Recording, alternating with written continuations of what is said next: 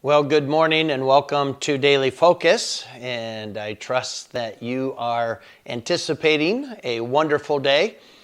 Certainly, God is in control. God is enough. We are complete in Him. And so today is a great day. This is not only the day that the Lord hath made, and we should rejoice in it, but this is a gift from God. It's a gift of grace. And all of us are stewards of this day. None of us have been entitled to this day. Really, none of us deserve this day. But it has, by God's grace, been entrusted to us. May we be wise stewards with it. So I hope you've had a good night's rest and that you're ready to anticipate God using you in a wonderful way for His own glory. Yesterday, we looked at the first part of Proverbs chapter 6, and the word surety, if you remember, is just simply taking responsibility for someone else. If you take responsibility for someone's loan as a co-signer, you are surety for that loan. And sometimes we take on responsibilities, as we said, that are really not ours, and somehow we own things that are really someone else's to own. We should encourage and advise and help where we can, the way that we can, but certainly we don't have to take responsibility and somehow feel the burden of what someone else is responsible for. And so I'll go ahead and read all 11 verses again, but yesterday we looked at don't take responsibility for someone else's irresponsibility. But today we want to go to the ant and consider her ways and be wise. So what we want to do is learn to be responsible rather than being irresponsible. So let's not be irresponsible for what we are responsible. So Proverbs chapter 6 and verse number 1 says, My son, if thou be surety for thy friend, if thou hast stricken thy hand with a stranger, thou art snared with the words of thy mouth, thou art taken with the words of thy mouth. Do this now, my son, and deliver thyself. When thou art come into the hand of thy friend, go, humble thyself, and make sure thy friend. Give not sleep to thine eyes, nor slumber to thine eyelids.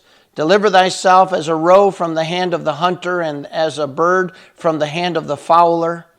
Go to the ant, thou sluggard. Consider her ways, and be wise. Which having no guide, overseer, or ruler, provideth her meat in the summer, and gathereth her food in the harvest. How long wilt thou sleep, O sluggard? When wilt thou arise out of thy sleep? Yet a little sleep, a little slumber, a little folding of the hands to sleep, so shall thy poverty come as one that traveleth, and thy want as an armed man. So here God is reminding us that we should be responsible with that which has been entrusted to us, that which is our job to do. And so we have to remember, don't be irresponsible with that which you are responsible. So for those things that God has entrusted to us, whether it's a position, whether it is we have a job to do, we have a role to play, whether it's possessions, it's something that God has given to us, a house to maintain for our church building, our properties, our things for which we are to maintain as a good steward. We have been given cars, we've been given clothes. These are things for which we're stewards, and we need to be responsible with how we handle that. Opportunities. Opportunities are those things that God entrusts to us, and we're stewards of those opportunities. And then we're also responsible as it relates to those specific items that God has given to us by way of money, by way of a job, those types of things. We're responsible, and we should handle those responsibly as good stewards. And so God gives us an illustration, and He says, Go to the ant. Make sure that you're not being irresponsible, that you're not being lazy with your stewardship. Don't be lazy regarding the things that are yours to take care of. You learn to be responsible is what God is saying.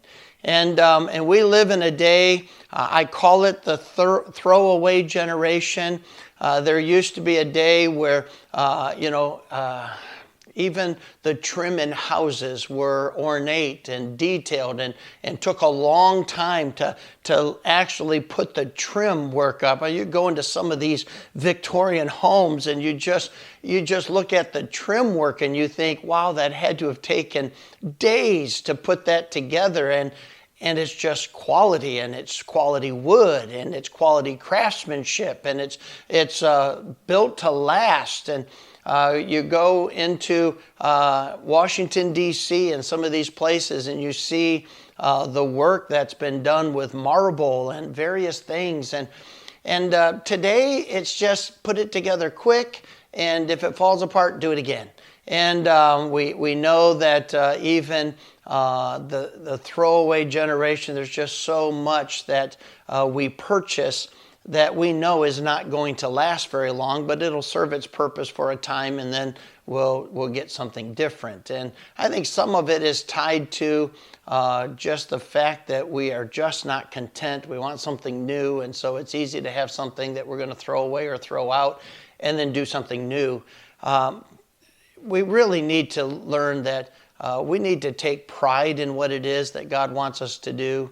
We need to make sure we don't adapt that kind of mindset with our opportunities. We just throw them away. Another opportunity is going to come anyway. We can't do that with our jobs. I'll just do this for a little while and then I'll go on to something else. Do it with our church. I'll just attend this church for a while and see what it's like. And then I'll just do something different. God says, listen, you know what the ant does? The ant looks longer term. Proverbs 22:3 says, the prudent man foreseeth the evil and hides himself.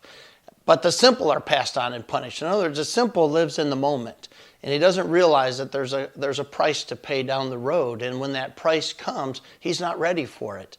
But the ant, he gathers his food in the summer. And he really works hard during harvest so that he has something to carry him through the winter. And I think one thing about this COVID-19 and stay home and out of work and all that, it's really been a telltale moment for people who have been able to save and prepare and for such a time as this. But those that were not ready and those that were not prepared, it's easy for them to find out, you know what, I just wasn't ready. I didn't think long term enough that something like this could actually happen. And God reminds us in the midst of being responsible that there's three things. Number one, we need to know what to do. You know, so many times people plead ignorance. Well, I didn't know. I don't know what to do. And God says, you know what? As it relates to the Christian life, we're going to give an account for our life. We're going to give an account for today. We're going to give an account as stewards. And so we need to run to the Bible and say, what does God want me to do with these things? On Judgment Day, I'm not going to be able to plead ignorance. It doesn't work very well in your job place. It doesn't work very well in your family. You go, I don't know. God says, you know what? You need to work to know. That's part of being diligent. It's part of being responsible, is making sure that you know what to do. You know how to do it.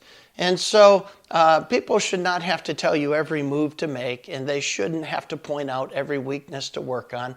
These are things that you should know. You should be working to know them.